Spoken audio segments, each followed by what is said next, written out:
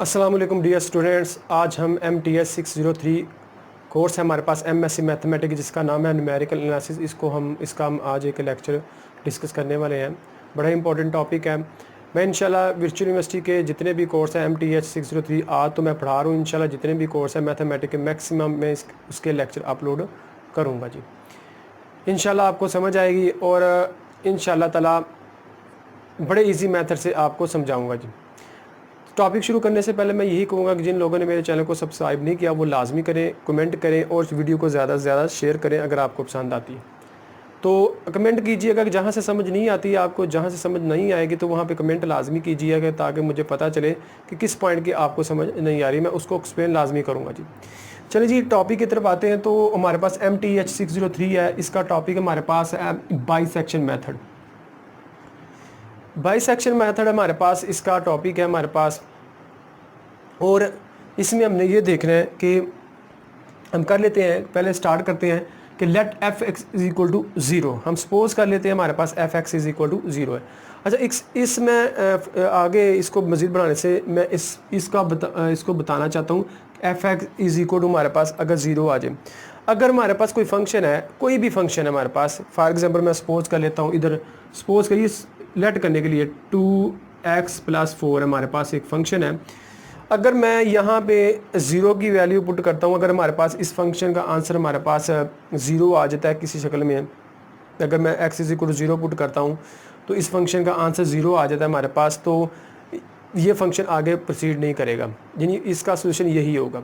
लेकिन अगर ये 0 के बराबर नहीं आता तो इसको हम आगे लेके जाएंगे, आगे मतलब इसको एक्सप्लेन करेंगे हम, ठीक है।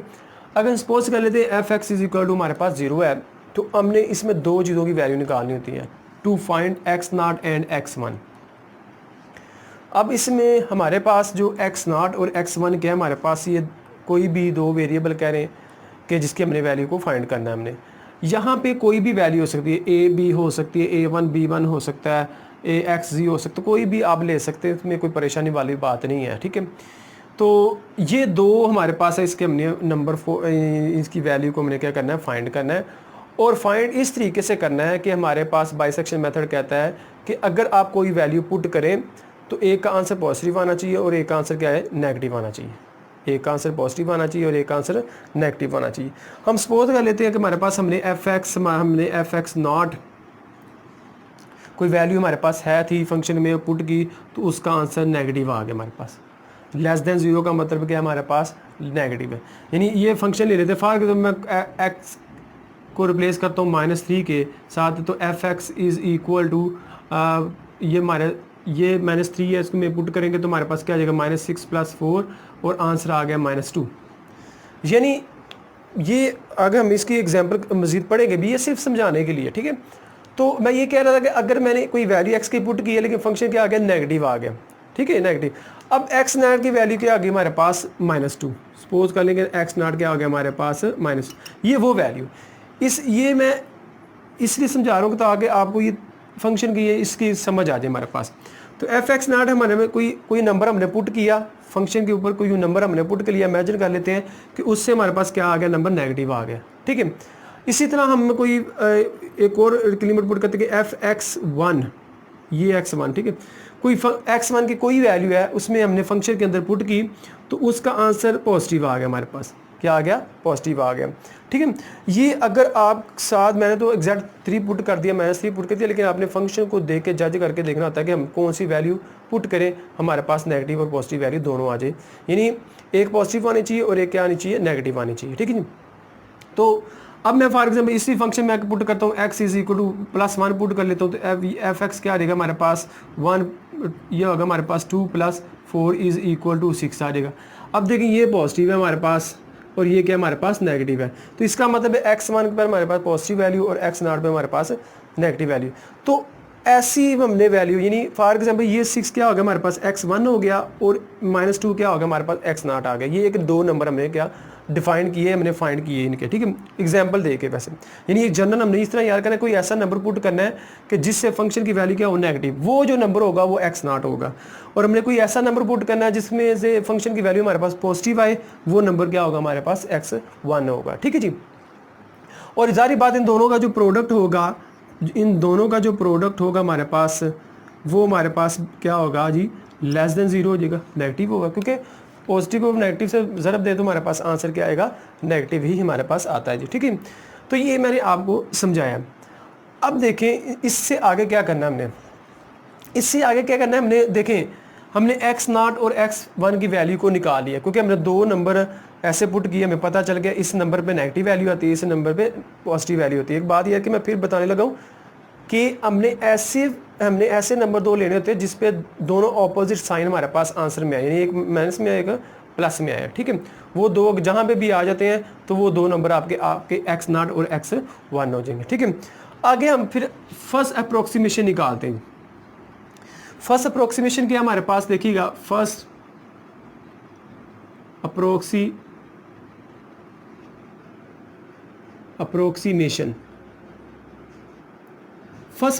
में क्या करते हैं, हमने x0 और x1 की वैल्यू तो निकाली। फर्स्ट अप्रोक्सीमेशन में क्या करते हैं, हम x2 की वैल्यू निकालते हैं। क्या निकालते हैं, x2 की वैल्यू को। x2 की वैल्यू हम कैसे निकालते हैं, x2 इज इक्वल टू, हम इसकी वैल्यू कैसे निकालते हैं, हम इस तरह निकालते हैं कि हमारे पास दो नंबर आए थे x0 और x1, दो नंबर आए थे x0 और x1, इन दोनों को जमा करते हैं, डिवाइडेड बाय 2 कर देते हैं। यही जैसे कि हमारे पास x0 हमारे पास -2 था और ये क्या हमारे पास था 6 था।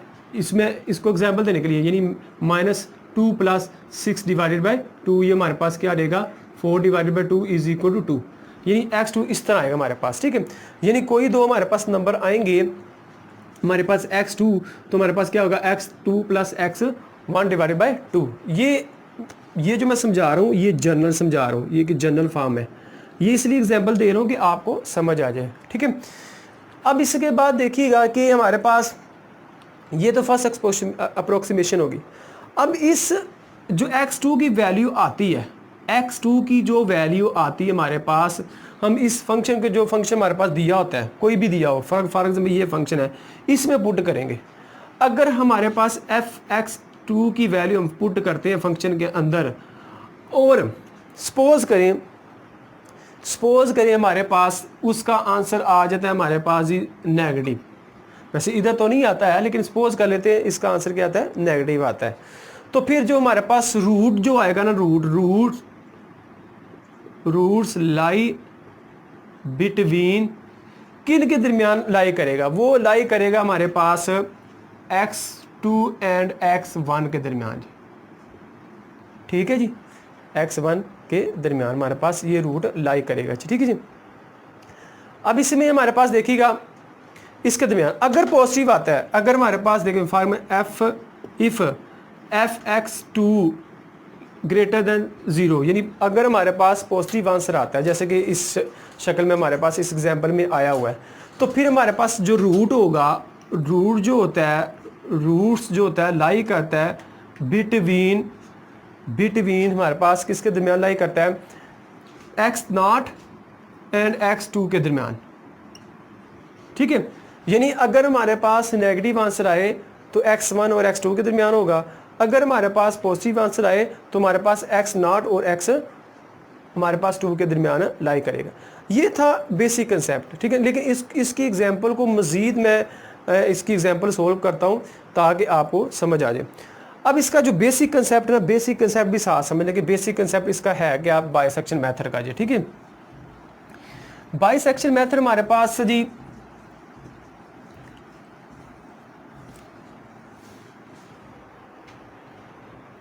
बेसिक कंसेप्ट जी, इसकी पीछे लॉजिक क्या आती है, बेसिक कंसेप्ट।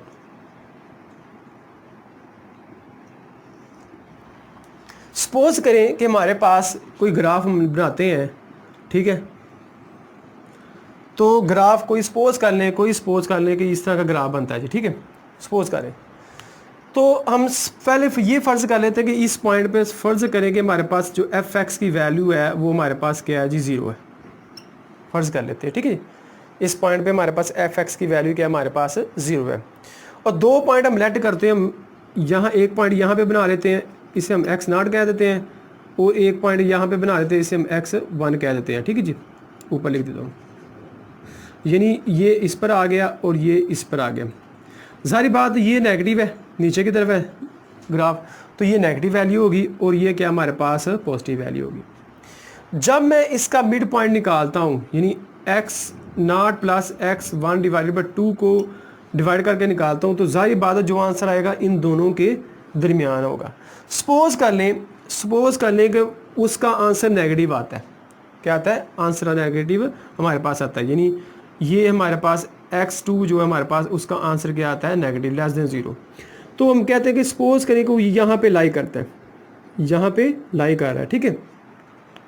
तो ये देखें यहाँ पे फिर नेगेटिव यहाँ पे ग्राफ होगा, ये हमारे पास क्या आ गया? x2। अब ये जो हमारे पास जो नंबर नेक्स्ट हमारे पास जो अप्रोक्सीमेशन होगी वो रूट जो होगा वो इन दोनों के दरमियान होगा, x2 और x1 के दरमियान। इसी तरह अगर मैं लेट करता हूँ, अगर हमारे पास कोई फंक्शन कोई और मैं हमारे पास रूट्स अगर आते हैं नेक्स्ट, सपोज कर लो तो x3 की वैल्यू निकालते हो, सपोज करता हूँ कि यहाँ पे आ जाती है, यहाँ पे x3 की वैल्यू आ जाती है।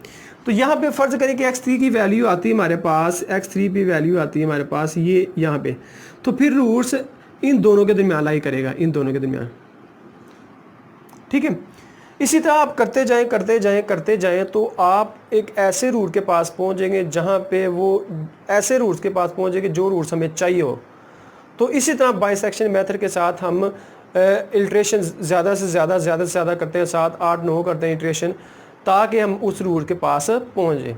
बाज़ एग्जांपल में ये होते हैं कि आप में वर्चुअल यूनिवर्सिटी में एग्जांपल में ये होता है कि आपको वो बताएगा कितने डेसिमल तक जाना, आपने 2 जाना, 3 जाना, 4 जाना, 5 जाना है, क्योंकि ज़्यादा लेंथी वो क्वेश्चन नहीं देगा, कहेगा 3 डेसिमल तक चले जाएँ या 4 डेसिमल तक चले जाएँ, तो इस तरह वो क्वेश्चन देगा। ये था बेसिक कंसेप्ट, और ये मैंने जो स्टेप समझाया है इसको भी आपने मद्देनजर रखना है, ठीक है जी।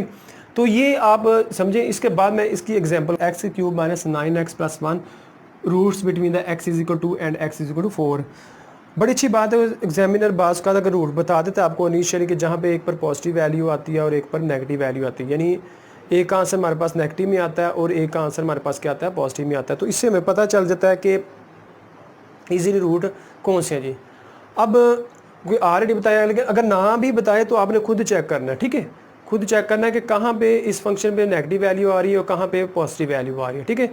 ये एक बात ये रखिए कि परेशान होने की बात नहीं है कि बड़ी जल्दी विद इन 10 नंबर के अंदर ही आप +1 -1 +2 -2 +3 -2 जल्दी पुट करके देखें तो जल्दी नंबर आ जाते हैं। कभी भी वो इतना बड़ा नंबर चूज़ नहीं करेगा एग्जाम्पल में कि आप परेशान हो जाए, ठीक है।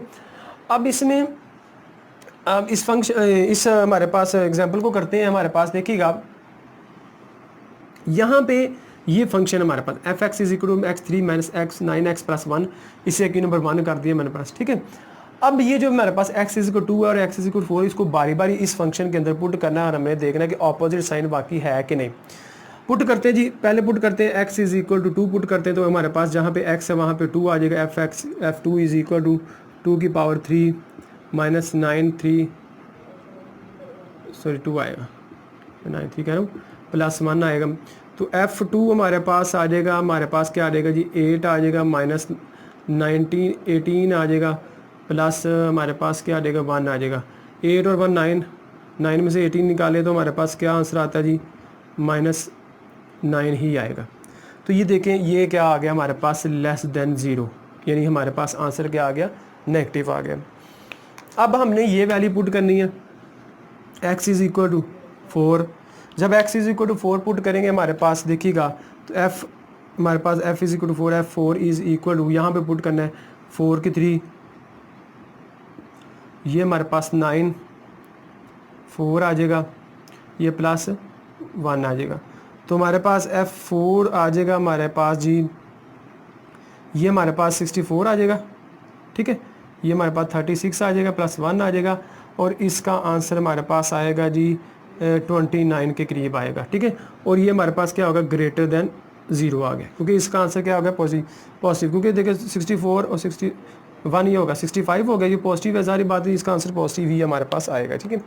तो हमारे पास इसका आंसर क्या आ गया? पॉजिटिव। यानी इसमें देखिएगा 2 पुट करने से हमारे पास नेगेटिव आंसर आ गया, 4 पुट करने से हमारे पास पॉजिटिव आंसर था, यही हम चाहते थे, ठीक है। अब इसमें आगे क्या करना हमारे पास देखिएगा, अब हमने क्या निकालना है जी? अब 2 वैल्यू निकालनी, मैंने आपको बताया to find x0 and x1, ठीक है, दो वैल्यू को निकालना है, x नॉट और x हमारे पास क्या होगा फाइंड। वो मैंने आपको अभी बताया, पिछले लेक्चर में बताया कि जिस नंबर पे हमारे पास नेगेटिव और जिस नंबर पे पॉजिटिव आंसर आता है वो हमारे पास क्या आता है, x नॉट हमारे पास वो वैल्यू होती है। यानी ये अगर ये x इज 2 है, यहाँ पे नेगेटिव आंसर आया तो ये हमारे पास x नॉट आएगा, हमारे पास x not is equal to हमारे पास क्या आ जाएगा जी 2 आ जाएगा, और x1 हमारे पास क्या आ जाएगा जी 4 आ जाएगा। ठीक है जी, तो ये हमारे पास क्या आ जाएगा 4 आ जाएगा हमारे पास। ठीक है, अब इसमें ये देखिएगा ये दो नंबर हमारे पास आ गए, x not is equal to 2 और x1 इज इक्वल टू 4। अब इसमें देखिएगा अब हमने फर्स्ट अप्रोक्सीमेशन निकालनी, क्या निकालनी है, फर्स्ट अप्रोक्सीमेशन।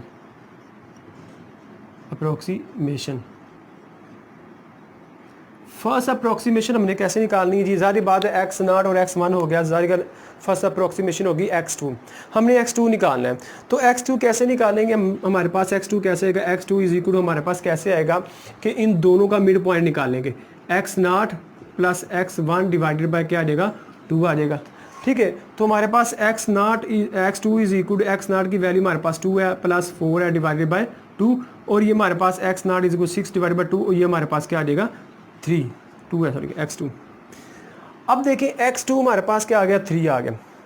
अब जब हम जो भी अप्रोक्सीमेशन करेंगे, जो x2 के हमारे पास वैल्यू आई है 3, उसको दोबारा फंक्शन में पुट करना है। हर अप्रोक्सीमेशन जब भी हम यानी x2 निकालेंगे, x3 निकालेंगे, x4 निकालेंगे, x5 निकालेंगे, जो भी हमारे पास वैल्यू होगी हमने दोबारा उसमें फंक्शन में पुट करनी है, ये चेक करने के लिए कि उसका आंसर पॉजिटिव है कि नेगेटिव। यानी हमारे पास अगर ये x2 की वैल्यू 3 आई है, इसको हमने कहाँ पे पुट करना है, इस फंक्शन के अंदर। हमने ये देखना होता है कि इसकी वैल्यू नेगेटिव है या पॉजिटिव है। ठीक है, तो देखिए जी करते हैं पुट, अगर पुट इन किया नंबर 1। ठीक है, अब f(x) जो हमारे पास ये है पुट करेंगे, ये होगा f3 इज इक्वल टू, ये होगा 3 का स्क्वायर, 3 का 3 क्यूब हो जाएगा माइनस 9 3 प्लस 1 आ जाएगा। ठीक है, तो हमारे पास ये 3 है जी, तो f3 हमारे पास होगा 27 माइनस 27 प्लस 1, और f3 हमारे पास हो जाएगा प्लस 1 जी, ये हो गया ग्रेटर देन 0। अब यहाँ पे कंफ्यूज नहीं होना आपने। अब आपने ये देखना है रूट्स कहाँ पे लाई करता है, ये तो आपने लेना ही लेना।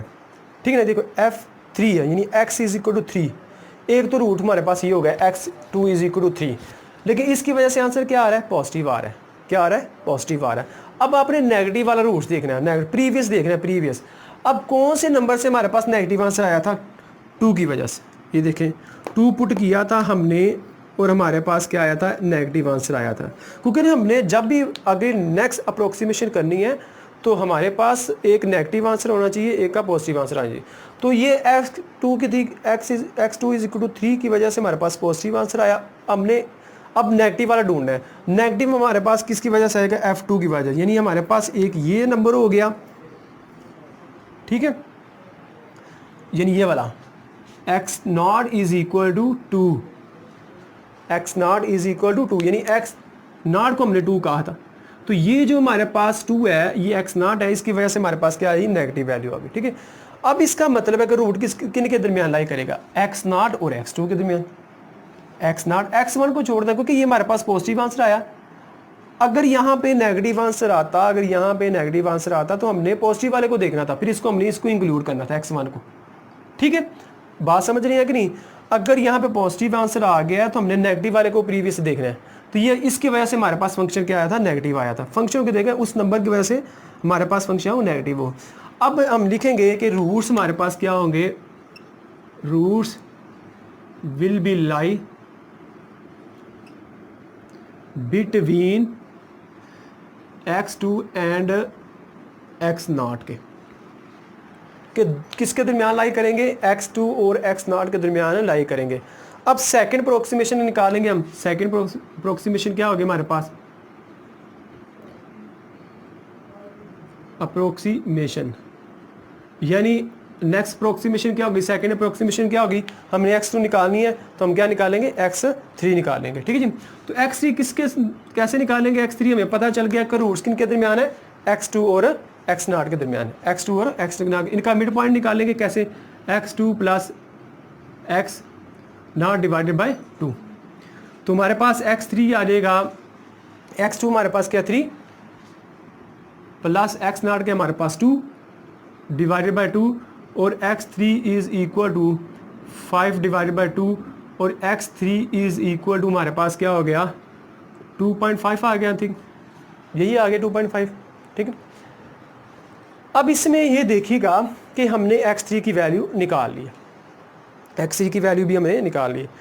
अब हमने ये देखना है, मैंने बताया कि जब भी हम x3 या x2 की वैल्यू निकालेंगे उसको दोबारा फंक्शन में पुट करना है, ये चेक करने के लिए वो फंक्शन नेगेटिव है या पॉजिटिव है। ठीक है। देखें ये पुट करें 1 में, पुट इन क्यू 1, ठीक है, ये क्यू नंबर 1 है, ये फंक्शन हमारे पास, यहाँ पे 2.5 पुट करना है हमारे पास। देखिएगा f 2.5 और यहाँ पे ये आएगा इज इक्वल टू 2.5 की cube minus 9 2.5 plus 1।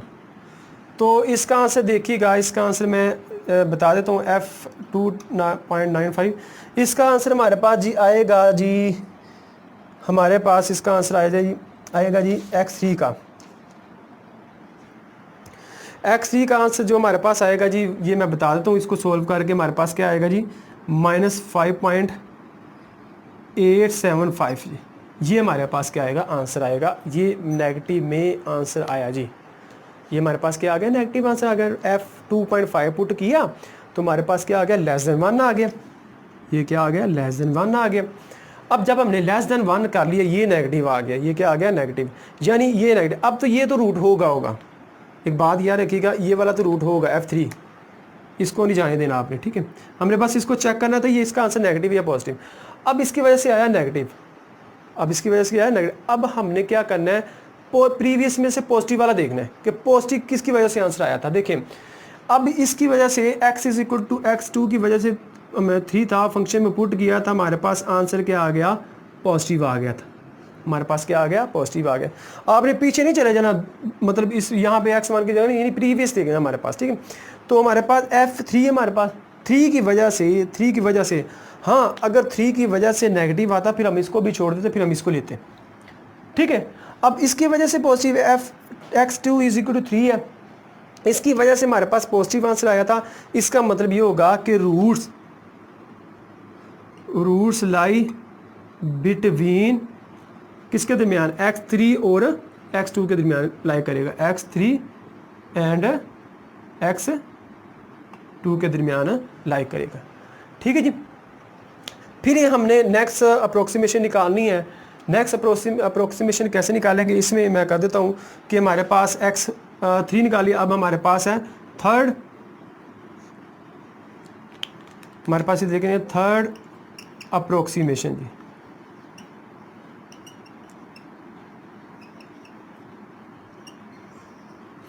Third approximation हम कैसे निकालेंगे, मैं यहां कर देता हूं,